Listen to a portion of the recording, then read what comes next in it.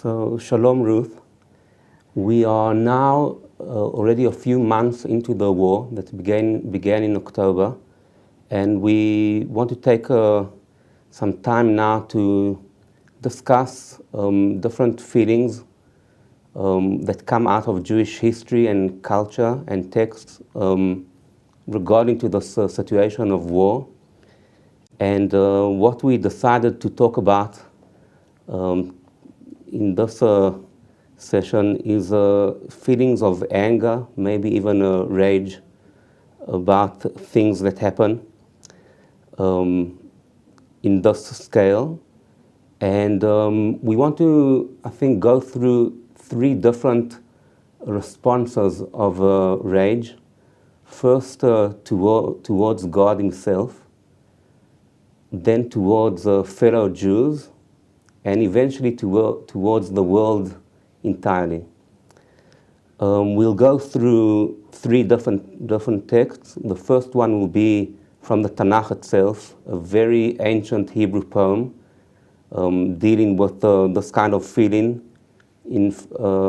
reflecting on historical events, and then move quickly to the 20th century and read some of Bialik's poetry about a catastrophe, and then moving even forward to the late 1930s and already looking at Yiddish poetry in front of the rise of Nazi Germany. So I'll start from Psalms, Tehillim, chapter Pei 80, and it goes like this. Ro'ei Israel haazina, noheg katzon Yosef, יושב הקרובים הופיע, לפני אפרים ובנימין ומנשה, עוררה את גבורתך, ולך לישועתה לנו, אלוהים השיבנו, והאר פניך ונבשע. אדוני אלוהים צבאות, עד מתי עשנת בתפילת עמך? האכלתם לחם דמעה, ותשכמו בדמעות שליש. My English translation has it over here. You have fed them tears as their daily bread, made them drink great measures of tears. תשימנו מדון לשכנינו, ואויבינו ילעגו למו. אלוהים צבאות השיבנו, והאר פניך ונבשע.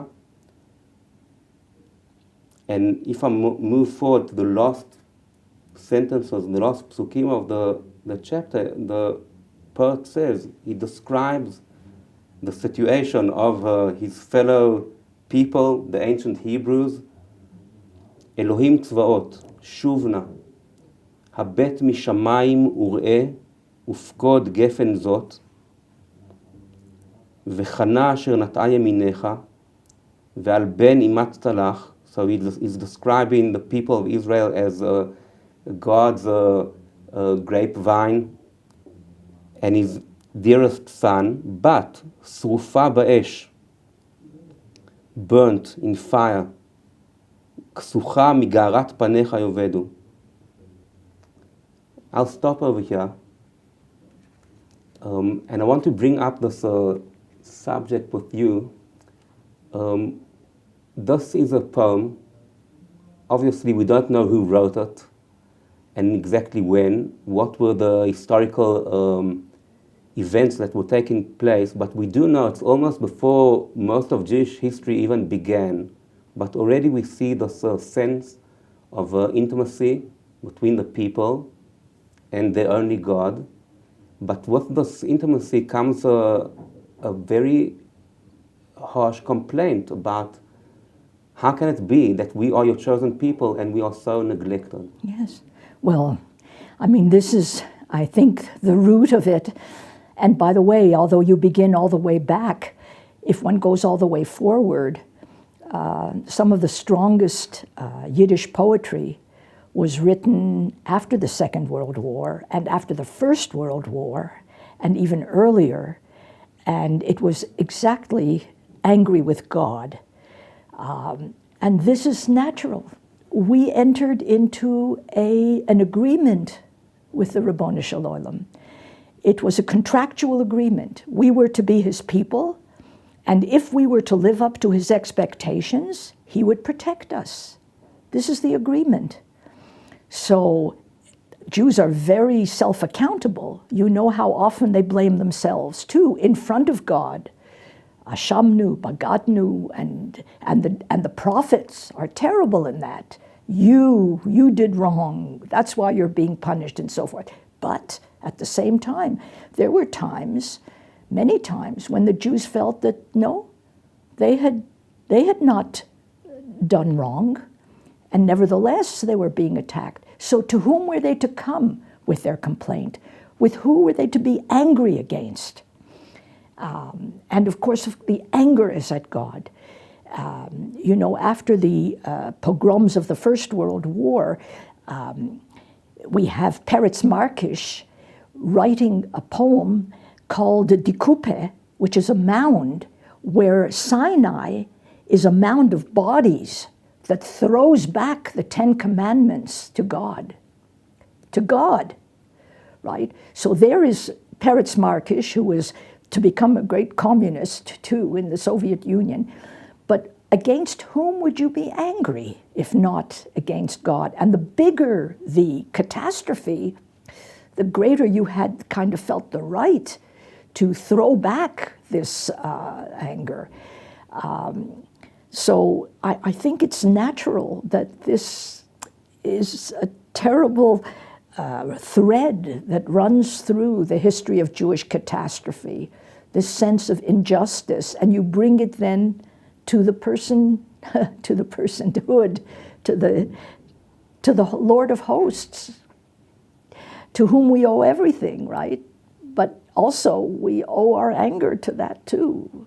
So between this, this is a very long story going on from Tehillim until our days. I have to tell you a story about this war. This told me a student of mine a few weeks ago.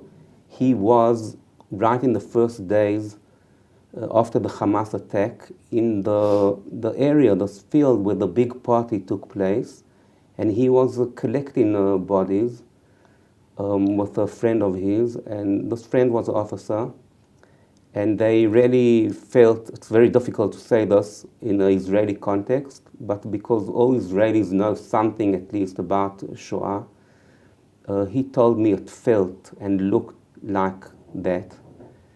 And he also told me that this officer that was working with him told him, I'll say it in Hebrew, he says, אתה רואה, זה חילול השם, והקדוש ברוך הוא ישלם על זה. So, I don't know if this thought can find a place of rest at all, but is there a way to look, how should I put it, if it's all right to say it, what's the positive side of this very intimate but very difficult relationship with God? How do you see it, if you can see it in a positive way? Well, I think we both probably see it the same way. First of all, everything that psychology has told us is that anger, when it's appropriate, is necessary. That sometimes anger is the healthiest response to something, because the opposite of anger is despair. And despair is the end. Anger is not the end. And especially in this relationship as you define it. So this is the ultimate relationship of the Jewish people. And it's interesting that I think that people say we are secular. We don't believe necessarily. The Jewish people was formed by the idea of God as the ultimate power and as the ultimate arbiter of justice. So when catastrophe is greatest, it's almost that point at which you need to confront God the most, you see. And by the way, with Glatstein, whom we may come to later, it's interesting that after the war he wrote so many poems to God, like a complete new liturgy, because if I see it from his perspective, it's almost as if everything was so large at the Shoah that to whom could you address this to? It was too big to speak about in a merely mortal context. You needed a context that was divine. And so he writes to God in every mood, as my travel brother, as and holding him responsible in mood after mood. But it is all liturgy. It is all liturgical. So in your eyes, it's definitely, does it make a real difference between a secular or observant Jew when it comes to this? Sometimes not. Like as you were saying in what you told, you see that yes, it feels like Chilul Hashem. Really, it feels, and it is that, right? If we were made in the image of God, and you see what people have done, this, what else can you call it but Chilul Hashem? Right. So we always will have to have this in our background when we think about responses to tragical events and wars, and that's part of being Jewish, I assume. Let's move forward in time many years and land in the city of Kishinev in April 19th, 1903, in the southern part of the Russian Empire. It's the last day of Pesach for the Jews. And almost more than 1,000 years in Europe, there's a blood libel, and the Jews are under attack. It's a very fierce attack. It's true, not like we went through over here a few months ago. About 50 Jews were murdered, and hundreds more were wounded, and a lot of damage was done. There were evidence about very horrific events. Children thrown out of windows, many women that were raped. And there were specific political reasons for this pogrom. Mainly, the Russian government was trying to overcome all kinds of revolutionary aspirations, that some young Jews were involved, and they wanted to show the people, look, we're dealing with these enemies of the people, of the Russian people.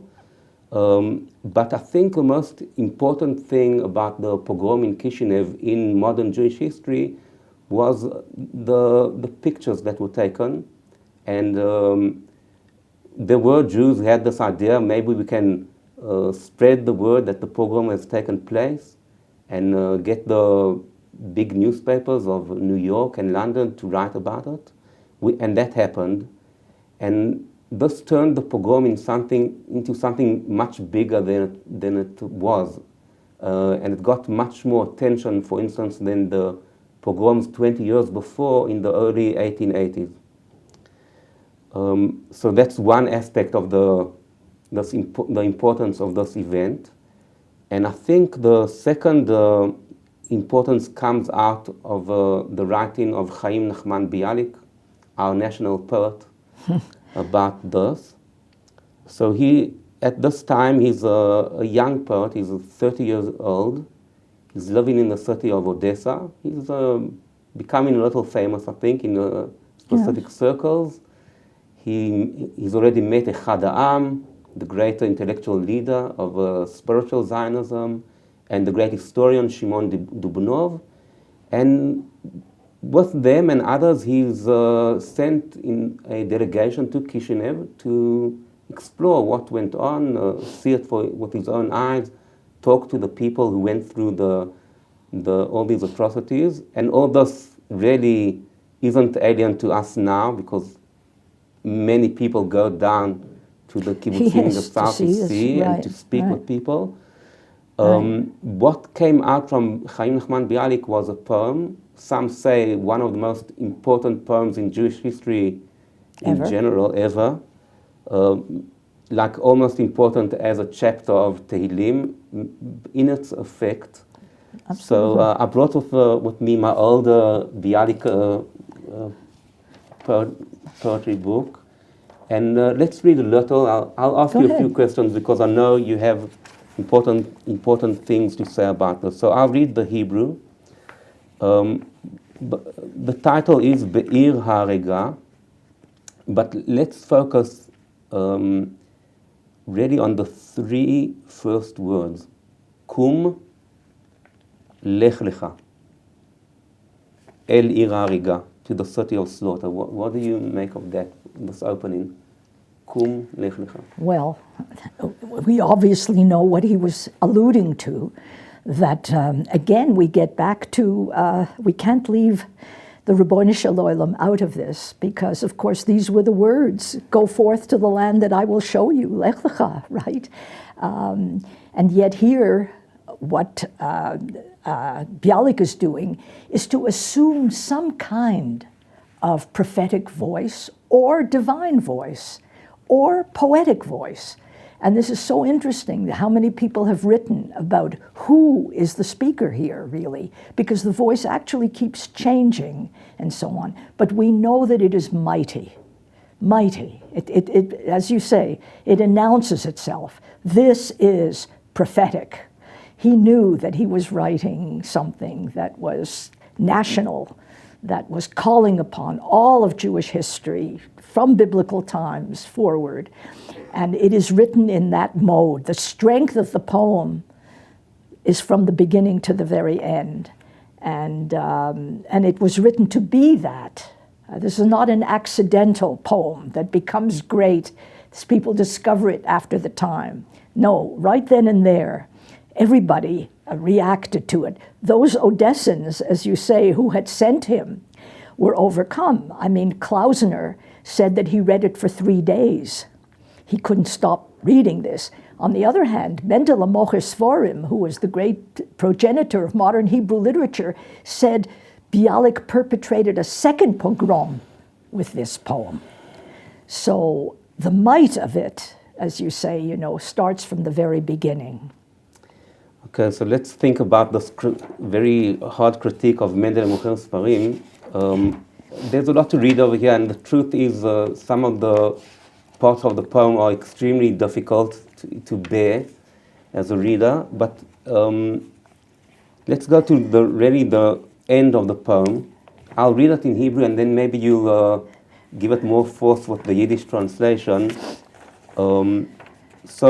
As I said, there are many very difficult descriptions of what Jews went through and how they behaved, including these unforgettable words about men who are hiding and watching their women get raped, and they don't have the power, the koach, to do anything about it. Very difficult to read. And then Bialik describes this scene, also extremely difficult to read. I'll do it anyway. לבית הקברות קבצנים, וחפרתם עצמות אבותיכם, ועצמות אחיכם הקדושים, ומילאתם תרמיליכם, ועמסתם אותם על שכם, ויצאתם לדרך, עתידים לעשות בהם סחורה בכל הירידים. וראיתם לכם יד בראש דרכים לאין רואים, ושטחתם אותם לשמש, על סמרטוטיכם הצועים, ובגרון ניחר, שירה קבצנית עליהם תשוררו, וקראתם לחסד לאומים, והתפללתם לרחמי גויים, וכאשר פשטתם יד תפשוטו, וכאשר שנוררתם תשנוררו. Yes. Well, when we were talking about anger before, you see, this is a different kind of anger, and it's a different direction of the anger. And that basically was the decision of Bialik.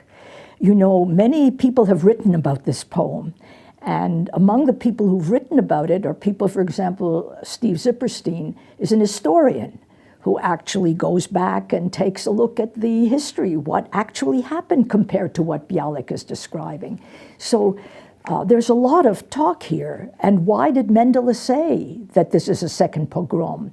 Well, when you write about a pogrom of this magnitude, so shocking, by the way, shocking because it was the beginning of the 20th century, and everybody thought the 20th century would be, the culmination of something new. The beginning of the century begins with this murderous attack So it was a tremendous political disappointment in every way. Okay, so you think that you're going to be angry with the people who perpetrated the pogrom, right? I mean, they were the people who came. They did this massacring. What does Bialik do? He holds the Jewish people responsible for this. Yes, he describes, but how does he describe it? He describes a Jew and his dog together, the same acts on both of them.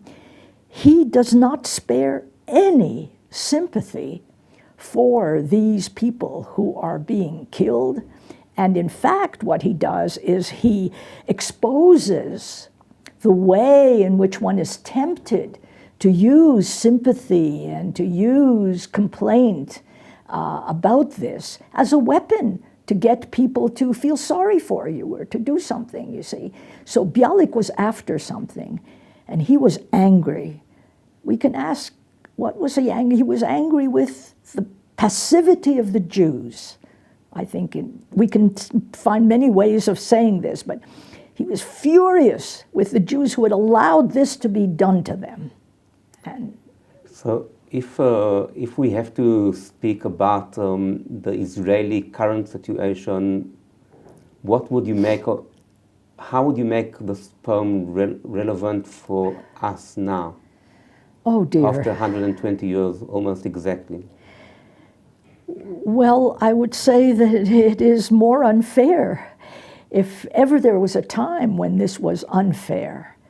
Because after all, what happened, why this poem became so historically important, was the way in which Jews reacted to it.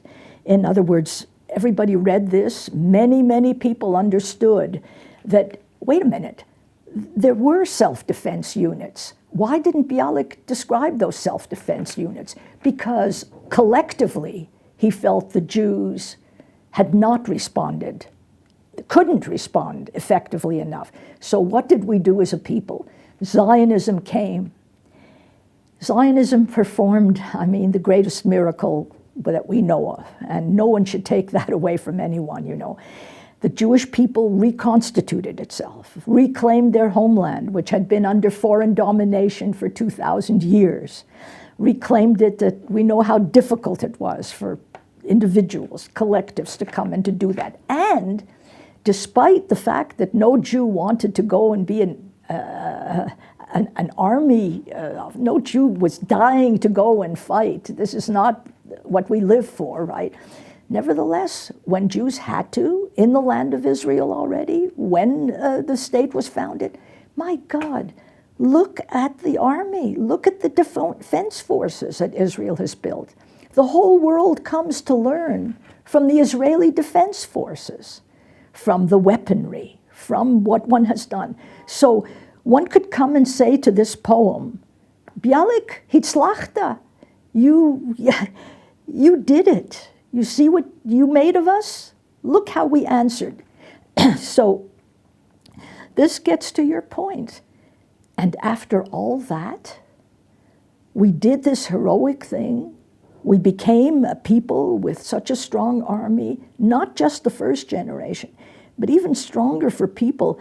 Okay, I'm good. You know, the first generation that goes into warfare says, I'm doing it for the sake of my children.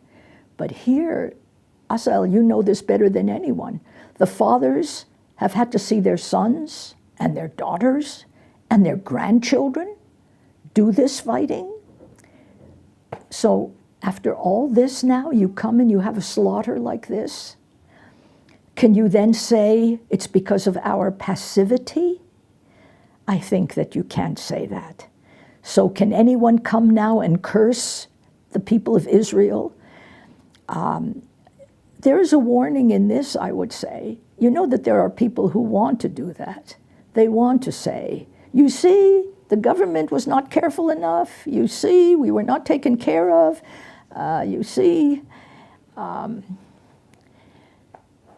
think that one has to be very careful that Bialik did the Jewish people an enormous service in pivoting them at the right time to the need for self-defense. You build self-defense, but you have to be careful never to invest any confidence in your enemies. That's the truth.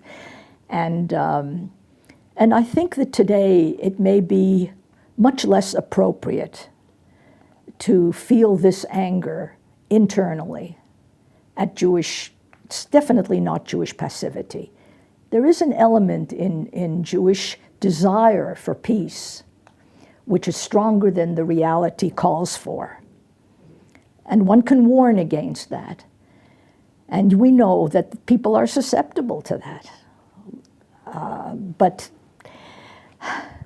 would anyone today come like Bialik to say to the Jews of the South or the Jews who were celebrating at the festival of Nova, you know, you were passive? Come on.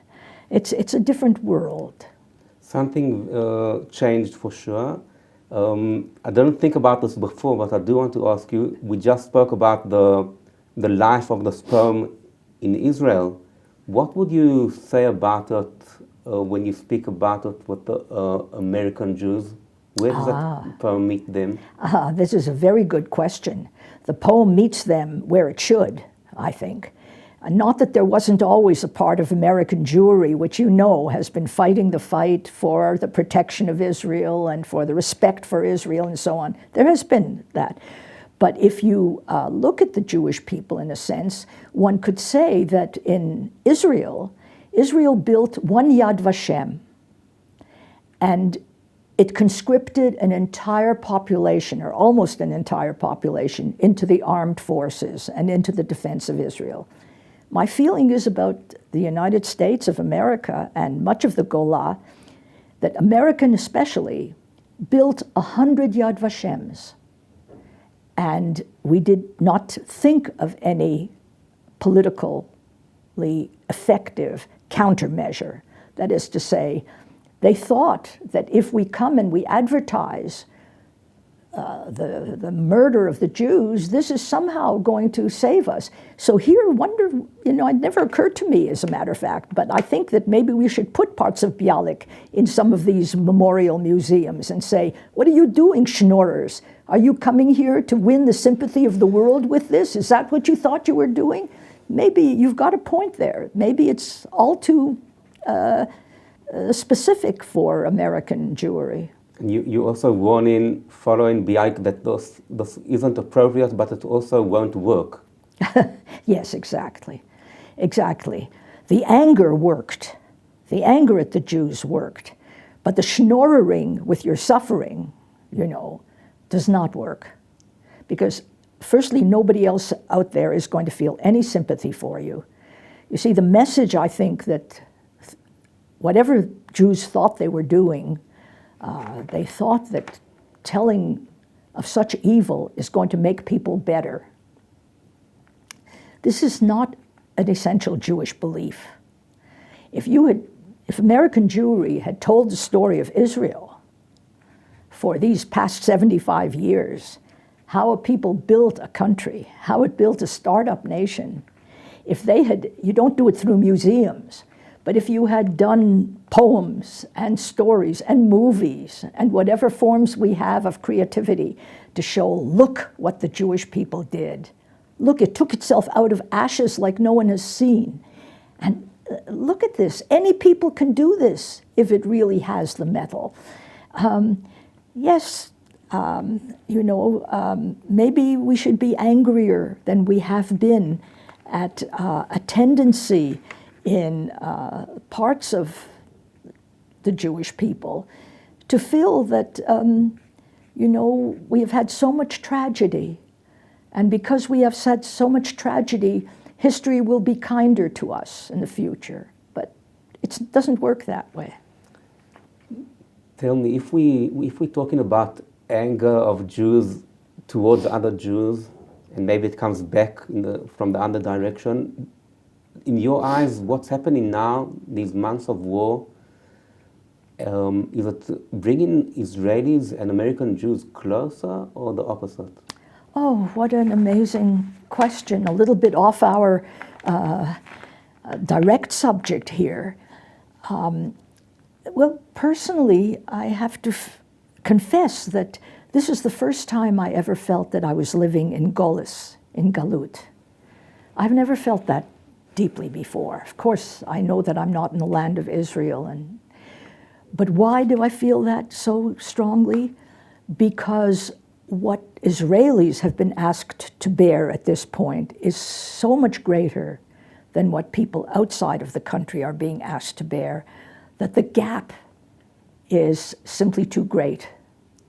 So that, of course, we read the news, of course we send money, we do what we do, we come here on visits, but every one of us knows that what is going on here in history in this moment in time has not happened in Jewish history before. It's not happened in world history before. The kind of evil, the kind of viciousness, personal viciousness that was directed against the Jews here in this country by their neighbors who know them very well, right? This is something new, and it is horrible. I think that if you're living at a distance, the distance separates you in some way. So yes, it has brought people, in a sense, closer because one knows that one's responsibility for this is greater. And by the way, Jews are under assault in America in a way that they never were before because America is under assault. So Americans begin to understand, Jews in America begin to understand, wait a minute, our ship is sinking. Our ship is sinking, and we can't do anything about it to the same degree as Jews in Israel feel they can, because here, when you're here, you at least feel that, I can take fate in my own hands, do something. It's very different in the United States. So it's complicated, but I would say that it has both separated us more. It's made us more aware of the separation. Okay. So we have over here in our civilization and existence, our relationship with God, things we think about each other, but it's also true that we have what we call in Hebrew din v'cheshbon with the world that surrounds us. And it's, I noticed it was very obvious that the Shoah came up in many ways since the war began. I mean, people are all the time, many in the field of history, historians are asking themselves, is this like the Shoah?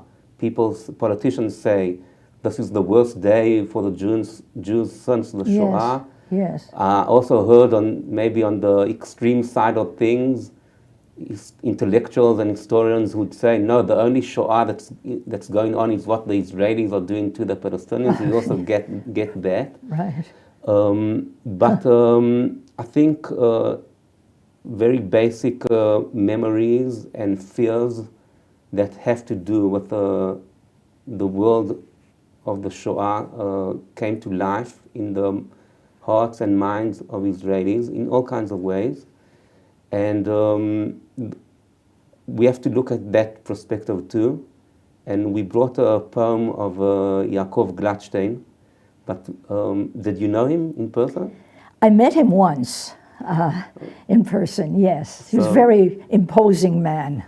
Okay, so maybe tell something about him or describe him, his world and his biography. Well, that would, it would be wonderful. I would say that Glatstein is one of the great poets of the 20th century, definitely a world great poet, and certainly one of the greatest Yiddish poets of modern times. And he had begun, he had come to America as a young man in 1914, and he became part of a group called Insichisten, introspectivists. You couldn't imagine a greater contrast. Introspectivists, you know, that everything was to be filtered through the individual psyche.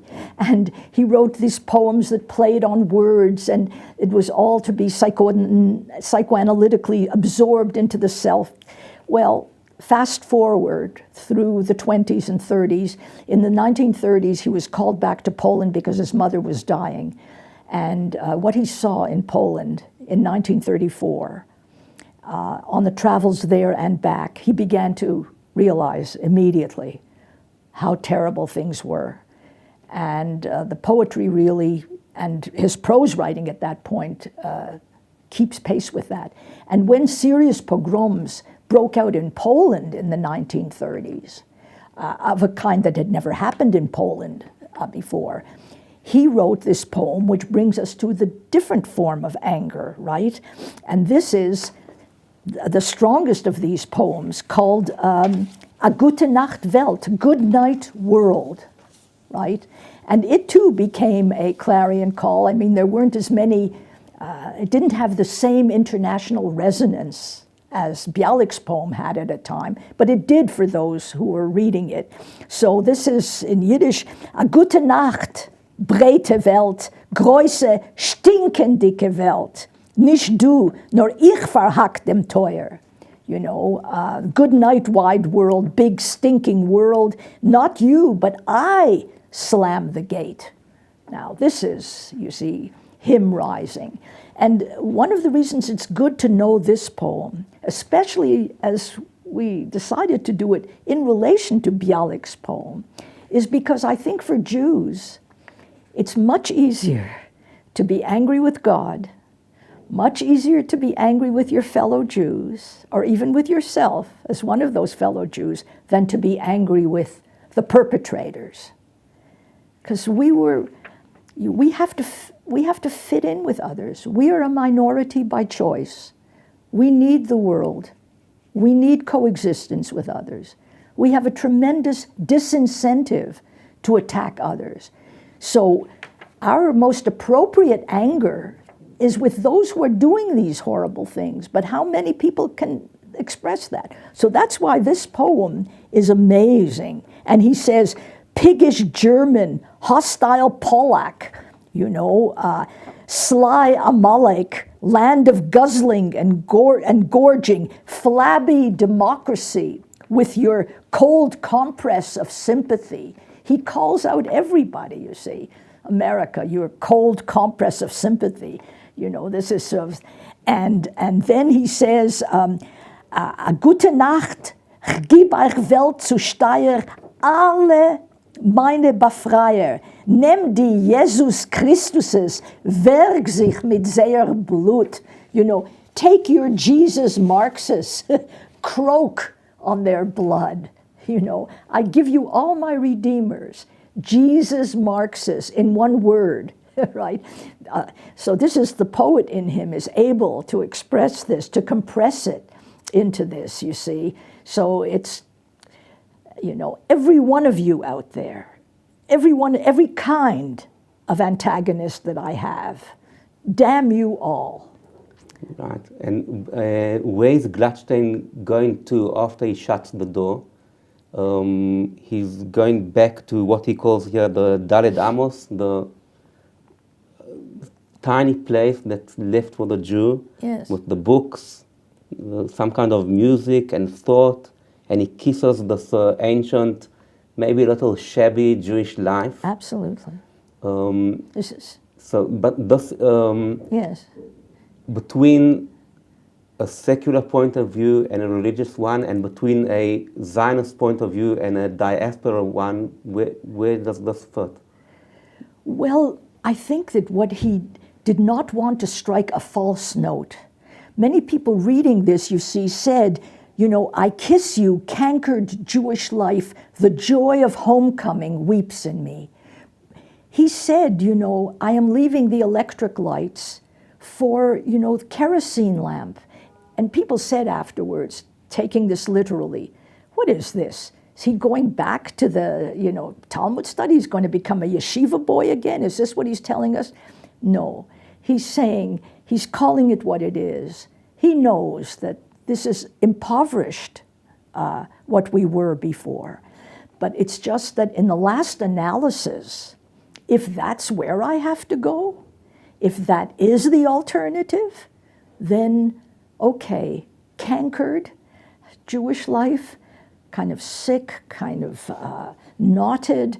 He doesn't choose the best words for it.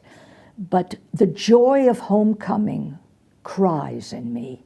So this is not triumphant, but it's not grief either, you see. And this, we get back to the beginning, that the reason that you have to be angry is so that you don't fall into despair. And this is not despairing at the end, right? It's not. It's going back to something that it's genuine, and if that's what it has to be, it's by far the better alternative than what you have out there. So this amazing image of the skulled sympathy of the weak democracy, yes. We can see that's classical. It's still alive completely around us. Again, if it's okay for me to ask, referring to Jews in America, where can they, if they need to shut a door, what can they shut it on, and where can they go to? Well, I don't think that that's the mood at the moment, interestingly enough. Although I shouldn't say that. One has been worried about that. You know, I would say retreat to the synagogue. You know, it's a very strange feeling, because many of us feel that one of the things that we've had to do in the United States and in general, and here in Israel too, by the way, we have to make Jews much more at home with their own past, with their history, with their texts. We have to teach Jews about themselves. They have to be armed with at least some sense of, you know, who they are as a people, what it is that you're in it for, you know. So we've put the emphasis so much on study, go back to the Jewish sources. So that's very, very important. But shut the door in America, not in 100 years. America is a free country. And I mean, I would say that Glatstein, writing this in the 30s, was writing it very dramatically against the idea of assimilation, right? So that in that sense, I shut the door and go back into my private sphere. But I think that for Americans at this moment, the idea is go out there and fight in the public square, win the battle for people's minds and loyalties. You see, the Arab Muslim world has been very successful coming into America with its money, with its lobbying, and with particularly its sense of grief, what has been taken away from them. They have 640 times more land than the Jews have, but they come and cry about the land that has been taken away from them, and they have to get it. But they have sold this to an entire part of the country of the United States of America. And many Jews now feel is, how did we let this happen? How did we let their story overtake this? This is a wrong story. This is a false story, a very dangerous story. It's dangerous for them to believe it. I mean, it's the most dangerous of all for the Arab Muslim world to believe that this is who they really are and that this is what they really stand for. So I think that Americans at this point, one would not want to say that to use this poem in part, by all means, to show what it was in its time and what it still stands for.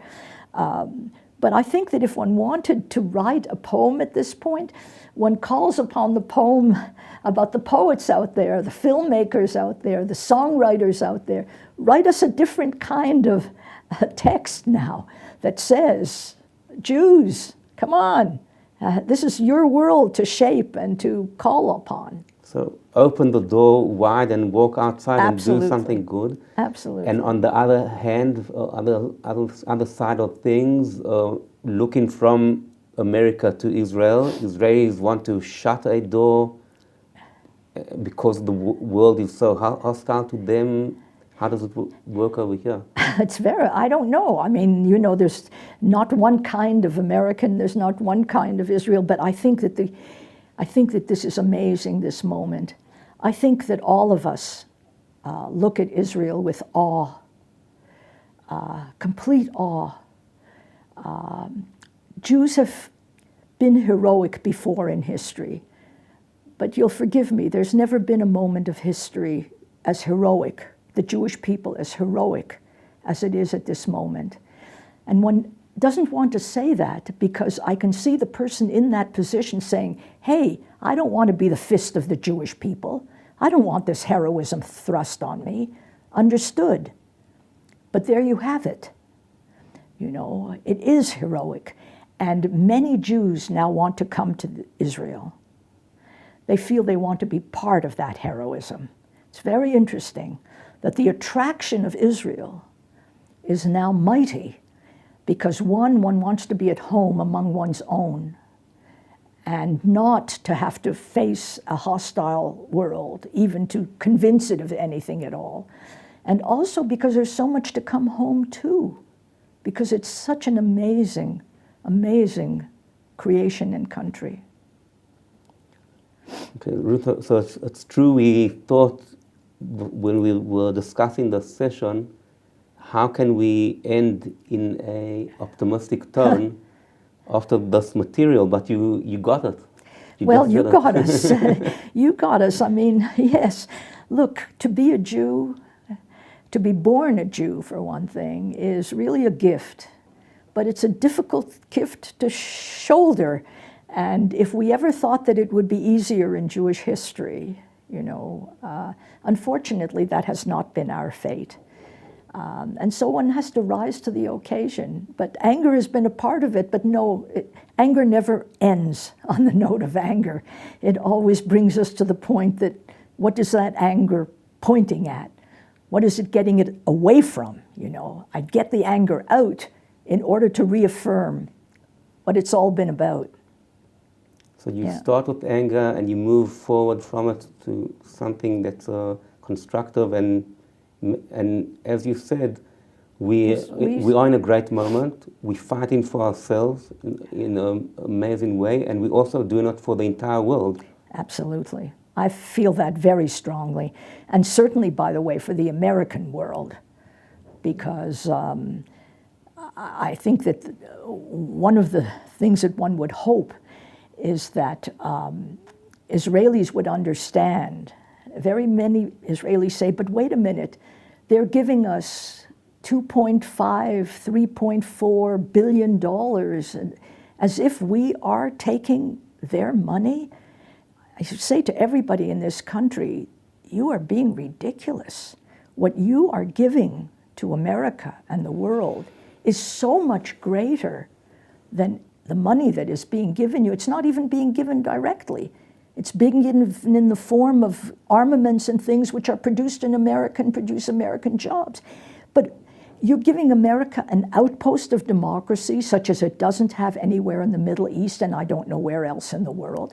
You're giving them an example of a country standing up for itself and being able to do it militarily without American help, right? I mean, this is amazing.